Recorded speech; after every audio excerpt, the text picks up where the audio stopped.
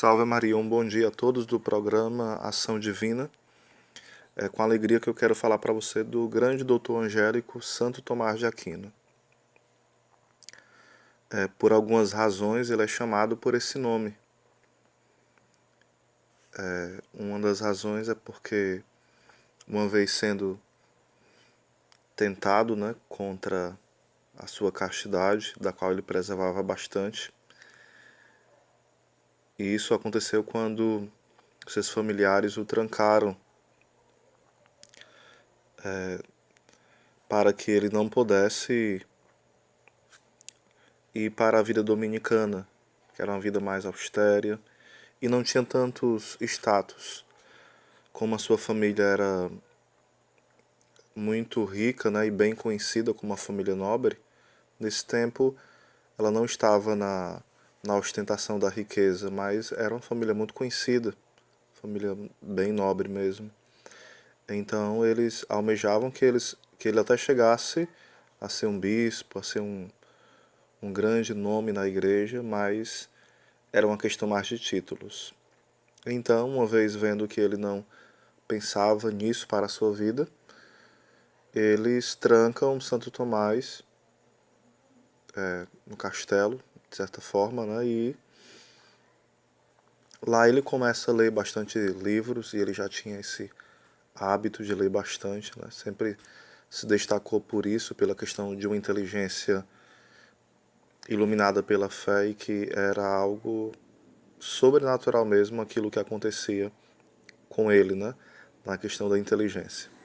Então, enviaram uma mulher para que o tentasse, e ele, vendo aquela tentação, aquela mulher sendo objeto da tentação, instrumento da tentação, ele pega uma brasa, ou seja, uma lenha que estava em brasas, ele pega e corre atrás daquela mulher, e aquela mulher sai, desesperada.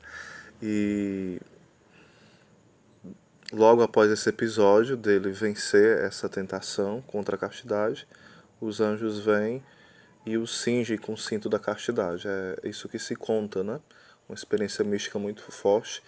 E daí então ele ganhou uma graça sobrenatural de não mais ser tentado nessa área contra a castidade. Então isso é um dos episódios a qual ele recebe o título de Doutor Angélico. Outro motivo é porque dentro da história da igreja nunca ninguém escreveu tão bem sobre os anjos como ele, por isso ele é chamado também Doutor Angélico, por conta disso. Então, esses são os dois grandes motivos, A questão do tratado que ele foi escrevendo sobre os anjos, tanto na Suma Teológica como em outros escritos dele. Santo Tomás de Aquino, ele era conhecido também porque ele, desde criança, ele já se questionava, Ele se perguntava, o que é Deus?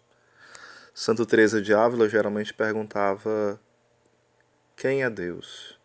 Já São Tomás de Aquino se perguntava quando criança, o que é Deus? Então essa pergunta ia fazendo cada vez mais com que o seu coração se alargasse pelo grande desejo de descobrir, sobre as coisas divinas, sobre as coisas que muitas mentes nem sequer tinham começado a perguntar-se. Então, Santo Tomás, como fala alguns papas, ele poderia ser canonizado só pela escrita da Suma Teológica. Santo Tomás é muito conhecido pelos seus escritos, Ele comentou os Salmos, as cartas de São Paulo, comentou vários outros textos da Bíblia de forma muito profunda, a carta aos Tessalonicenses, e também fez a Suma Teológica, a Suma contra os Gentios, mas ele é pouco conhecido pela sua questão mística, e ele foi um grande místico. Ele, por exemplo, tinha a graça da levitação. Ele, por exemplo, ele tinha uma intuição tão forte que ele pôde, assim, uma inteligência tão aguçada que muitas vezes estava duas pessoas a anotar o que ele escrevia. Ele falava para uma coisa, um assunto, e depois falava para outro assunto totalmente diverso. Havia duas pessoas escrevendo assuntos diferentes, totalmente adversos, esses assuntos, mas havia duas pessoas anotando o que ele estava dizendo, ou seja, um homem de uma genialidade tremenda, né? E também de uma humildade imensa. É tanto que quando ele estava estudando, o que que acontecia? As pessoas chamavam ele de boi mudo, é o que nós chamaríamos hoje uma pessoa assim, lesada, né? O gordinho, lesado. Mas uma vez Santo Ambrósio falou o seguinte, né? Que é doutor da igreja também. Um dia esse boi irá mugir e o mundo ouvirá esse mugido, né? Então, nós vemos que Santo Ambrósio já conhecia a inteligência daquele homem. Não era um homem distraído, mas era um homem contemplativo. Contemplativo. Conta-se que quando ele estava um dia, ele foi convidado pelo rei para... Conta-se, de fato é verdade, isso está documentado, né? E quando ele foi convidado pelo rei, ele rejeitou, mas por obediência ele teve que ir. E quando ele estava pelo jantar, ele estava um pouco distraído e há pouco tempo bateu a mão na mesa e então ele falou assim: acabou a heresia, ela acabou, foi aniquilada. Ou seja, no momento do jantar, ele estava pensando em como derrotar uma heresia nefasta que acontecia no tempo dele. Era uma das mais terríveis. E o que ele fez? Em um momento de jantar, ele conseguiu saber a raiz de como destruir aquela heresia. Um momento de grande contemplação, né? Então, era um homem que, de fato, era humilde, era, era gordinho também, né? Ele se destacava por isso, pela paciência, e ele também tinha uma grande docilidade e chamava sempre as pessoas a esse debate, que era muito comum na sua época, não era que era a questão das questões disputadas que havia. Então havia essa disputa em ver quem sabia responder uma coisa ou outra, havia esse costume, era muito comum. Então, quando nós olhamos para a vida de São Tomás de Aquino, no primeiro ponto, nós olhamos que a, a humildade na vida de estudo ela é muito necessária. Segundo ponto, a vida de oração e a vida intelectual, elas estão unidas, elas não são coisas separadas. Alguns valorizam muito o estudo e desvalorizam a oração. Outros fazem o contrário. Isso é um desequilíbrio.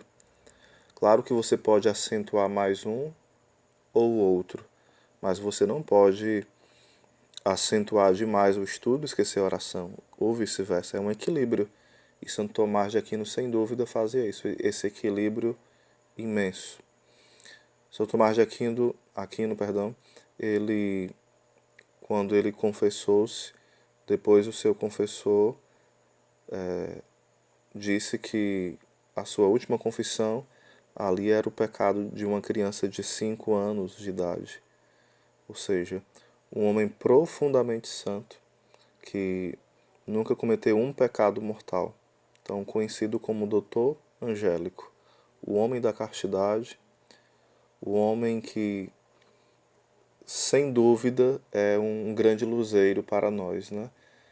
Tanto que o que é falado sobre ele é o seguinte: entre os doutos é o mais santo, e entre os santos é o mais douto.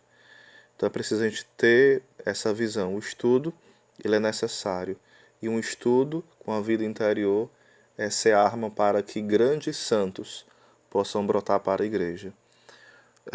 Um grande autor falava o seguinte: hoje nós encontramos pessoas disponíveis para o martírio, mas poucas se dispõem a estudar de forma fiel, de forma profunda, para amar mais a igreja e pela salvação das almas. Que Santo Tomás nos ajude a ter uma vida interior profunda e também ter uma vida intelectual profunda. O mundo de hoje precisa dessa resposta. Uma vida interior profunda e homens que estudem a fundo, não de forma superficial. Obrigado pelo espaço, que Deus abençoe a todos.